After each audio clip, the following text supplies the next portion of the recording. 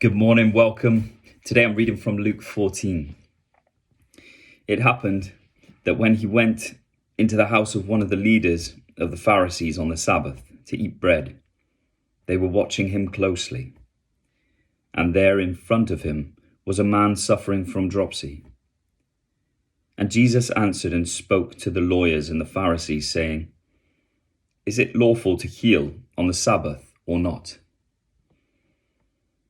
But they kept silent, and he took hold of him and healed him and sent him away.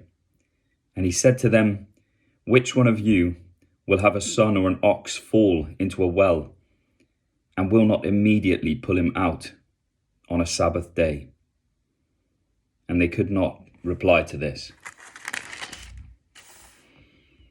And he began speaking a parable to the invited guests when he noticed how they had been picking out the places of honor at the table, saying to them, "When you are invited by someone to a wedding feast, do not take the place of honor, for someone more distinguished than you may have been invited by him.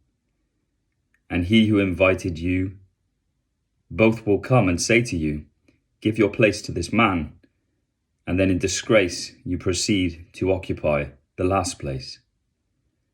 But when you are invited, go and recline at the last place, so that when the one who has invited you comes, he may say to you, 'Friend, move up higher.'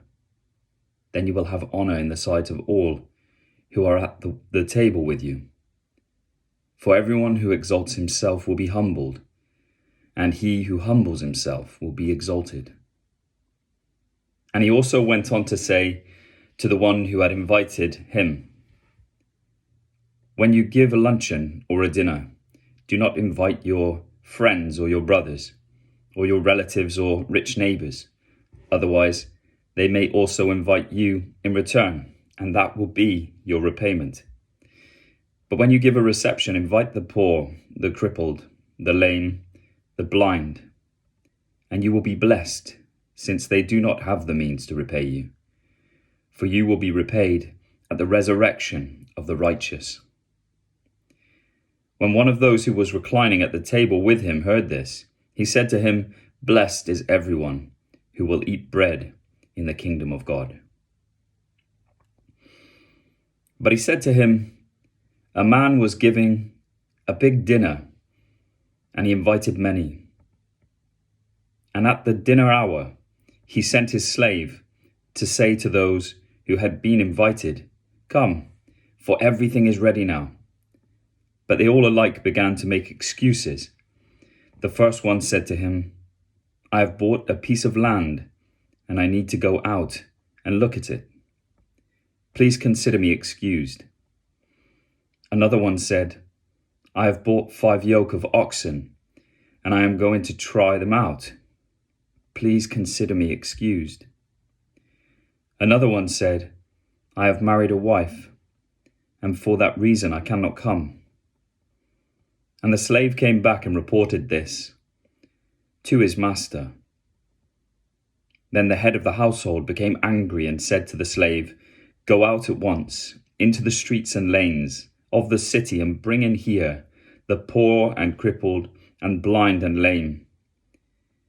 And the slave said, 'Master, what you commanded has been done, and still there is room.' And the master said to the slave, 'Go out into the highways and along the hedges, and compel them to come in, so that my house may be filled. For I tell you, none of those men who were invited shall taste of my dinner.' Now large crowds were going along with him, and he turned and said to them, 'If anyone comes to me and does not hate his own father and mother and wife and children and brothers and sisters, yes, and even his own life, he cannot be my disciple. Whoever does not carry his own cross and come after me cannot be my disciple. For which one of you, when he wants to build a tower, does not first sit down and calculate the cost to see if he has enough to complete it. Otherwise, when he has laid a foundation and is not able to finish, all who observe it begin to ridicule him, saying, "This man began to build and was not able to finish."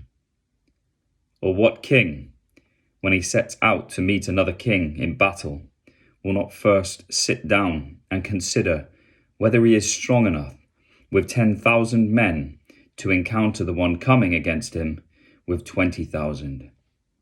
Or else, while the other is still far away, he sends a delegation and asks for terms of peace.